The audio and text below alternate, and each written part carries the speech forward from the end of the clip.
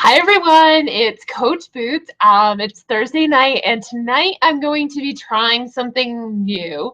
So I have never used my crock pot overnight before, but I'm gonna try it tonight. Hopefully you don't hear news stories of a resident in outside of Denver being burnt down.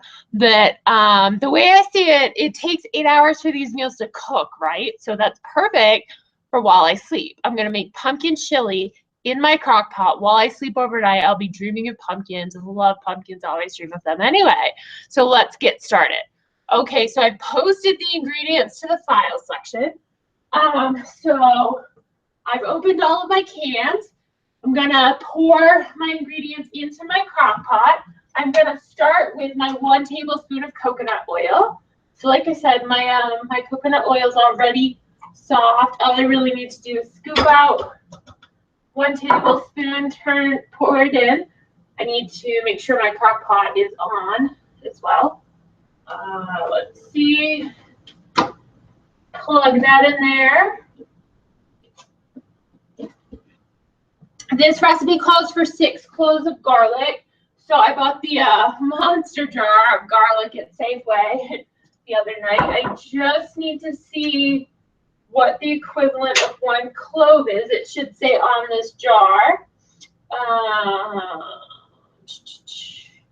2 teaspoons is 1 garlic clove. So that means I'm going to need 12 teaspoons. So let's find my little teaspoon measure here and pop in 12 teaspoons. 1, 2, 3, 4.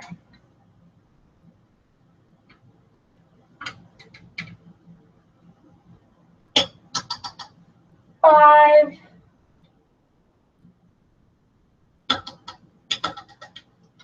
6,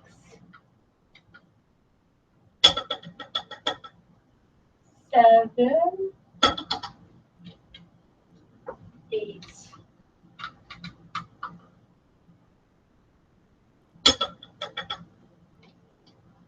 9, 10, 11, and 12. That actually seems like a lot of garlic to me. Good thing I do like garlic, and it's a short day at work tomorrow. Everyone leaves early on Friday, so if I reek, I can just duck out, or I'll be the only one left in the office working, so it won't be too much of an issue. All right, so we got our base coconut oil, we got our garlic in there. Now we're going to add the tomato ingredients. So this recipe calls for 1 6-ounce can of tomato paste and 1 28-ounce, I believe, 28-ounce can of diced tomatoes. So I'm just pouring those in. Obviously, this is store-bought tomato paste and diced tomatoes. I got mine at Safeway at a grocery store. Of course, we'll have these ingredients. I did struggle, I think, particularly with the diced tomatoes. I was not able to find an entirely clean brand. So there is 1 preservative in those, but I think it's my only not 100% clean ingredient in this recipe.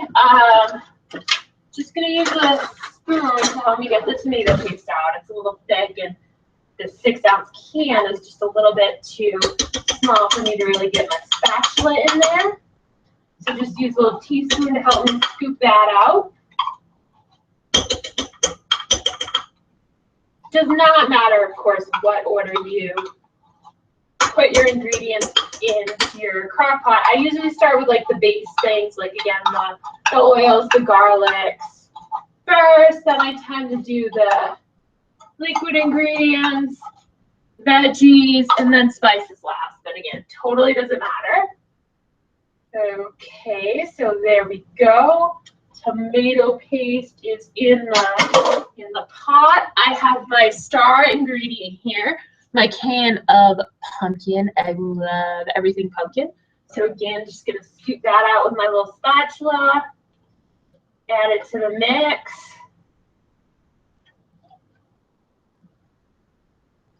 Crock pot's quite full already. I hope everything fits. Again, I work with a small crock pot. For me, actually, I find it's plenty of room. When I made Moroccan chicken on Sunday night, I did that. And that was like a good 8 servings of chicken. And I feel like I'm trying to actually make the servings as large as possible. So the small crock pot is plenty of room for me.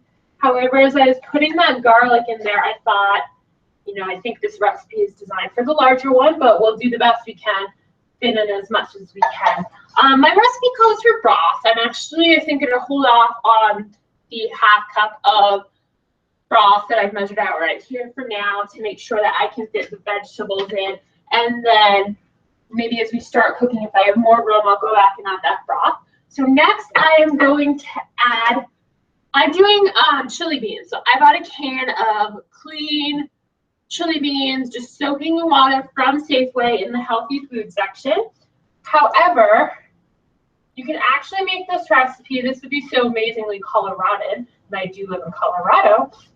You can make this recipe with bison or with any type of meat of choice, really. I just kind of meat it out. I've been doing all these delicious crock pot meals all week. So I just wanted something a little bit lighter, a little more vegetarian. I tend to like veggie soups. So I'm going to throw that in. I'm just going to have to give it a little stir. Like I said, my crock pot is really, really full at this point. Going to put in my spices. So I have pre-mixed in this bowl. I tend to do this. I pre-mix all the spices, put them into one bowl, and then just dump that all in there. So what is this? This is oregano, chili pepper. I actually added a little bit of extra chili pepper because I love spicy food. So that's oregano, chili pepper, cinnamon, and cumin, and salt mixed in that little spice bowl. Add those, give it a little stir. I also pack my crock pot really, really tightly. I find the ingredients do tend to thin out a bit as you start to cook them. I've pre-chopped here 1 onion, 1 yellow onion, and 1 green pepper. Like I said, my pot is pretty much full at this point, so I actually think I might hold off on adding those. I wouldn't normally do this, but what I might have to do is fry those up on the range separately and just mix them into the chili once it's finished. So I think what I'm going to do at this point is stir everything together. You might be thinking, wow, what a shit show of a cooking video that was. This idiot can't even figure out how much room she has in her crock pot. But again, that's something I love about cooking. I love being creative. I love just starting and kind of seeing where it takes me. There's nothing wrong, obviously, with putting some oil in the frying pan and cooking up my vegetables and then mixing it all together once it's all cooked. So yeah, you can try that too if that's something that interests you. Just really get creative with your cooking and enjoy it. All right, thanks everyone.